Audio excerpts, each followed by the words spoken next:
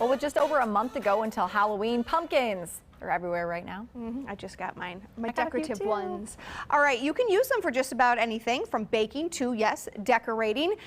Good Day Garden Guy Dale Kay is live at the Minnesota Landscape Arboretum with all pumpkins, everything, various types, and you know what to use different types for. Good morning, Dale. Good morning, mate. I'll just step out of the way here quick.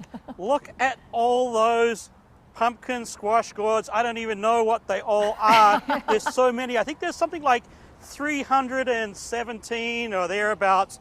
We're actually at the Horticultural Research Station at the Minnesota Landscape Arboretum in that white building over there. It's like super, super top secret. There's stuff going on with grapes. There's stuff going on with apples, woody shrubs. They want to beat out all those other universities around the country, Cornell, Purdue, all those kind of people. So they don't even let me in there. It's kind of a bit of a shame, really. I'm joined this morning by Jenny Toole. Her real job is actually developing or working with red grapes, lots of tannins, want to make some newer varieties, or I guess better varieties that are cold hardy for the wine industry here. She won't even let me in there, but in her spare time just happens to grow all these beautiful pumpkins, a little bit of a hobby for her. Jenny, welcome, good morning. First of all, what is the difference between a squash, a pumpkin, and a gourd? Is there one? Yes, absolutely. Pumpkins are usually typically the orange varieties, the white varieties. They're more decorative. They're the carving ones. Not really great for eating. So I usually call them pumpkins. It does kind of intermix a little bit because they are different species. Squash is everything that's edible. So all the stuff we like to eat, the acorns, the butternuts. And then gourds are strictly ornamental, not really good for eating. They typically have like harder shells, so they can last for a nice long time.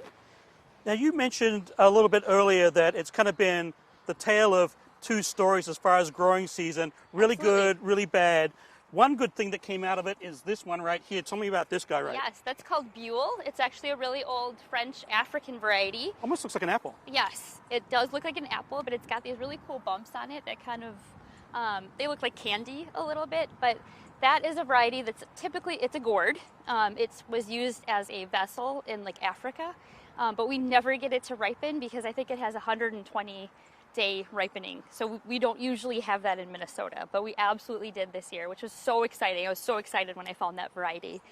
Now, as far as baking goes, and maybe a squash or a pumpkin that you can use in a curry or something that would hold flavor, what's your favorite baking pumpkin? What's your favorite one for like a savory dish? Savory dish is this guy. This is the Italian sea pumpkin. It grows along the Amalfi coast in Italy. It's called Marina di Chioggia. It's beautiful, for one thing. It's like a turquoise color, so it actually kind of looks like the sea. But it's also an amazing flesh on the inside, a dry flesh. So it's really great for like gnocchi, ravioli. I actually put it in my soups too because it's got a lot of complexity of flavor. Yummy. And what about a really sweet one? Sweet like one. Like a good pie. Absolutely. Or I don't know, whatever. I think we talk about this one a lot. One of my personal favorites, and it also happens to be from Australia. Yay! This is Australian butter, the sweetest variety that we have. The texture of it is like creme brulee, so you need nothing on it, but it's got perfect sugar, just really great complexity, and it's a pretty little pink thing. So.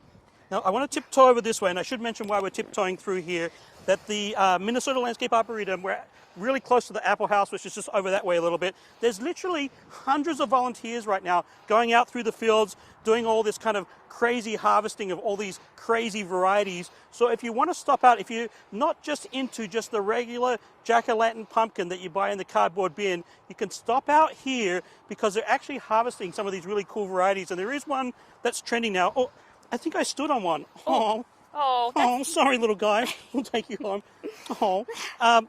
These ones here, these yellow ones, are becoming popular, right? Absolutely. This is what we call the new white pumpkin. The white pumpkins have been really popular for the last year, but now they're developing this really great, vivid yellow one.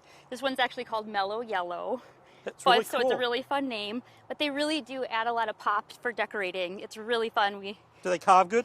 They do. They're perfect carver. Not great for eating, just pretty yellow. We also have a series of pumpkins that are like this yellow kind of flame-looking thing. So this guy is called Blaze, and this is Fireball. And then we have two little ones that are Spark and Flame. So they all have this like fire look. Now this one here caught my eye. Oh, I only got 2 hands. I don't know. What is this thing right here? This is really, it's almost like spooky cool. That's Musqué de Maroc. So it's again a French heirloom, more of an ornamental one. But that's really cool because that's sugar that's being pushed out of the pumpkin as it's ripening in the field. So it creates the crazy bumps. Unreal. Well, there you go. I stood on this one.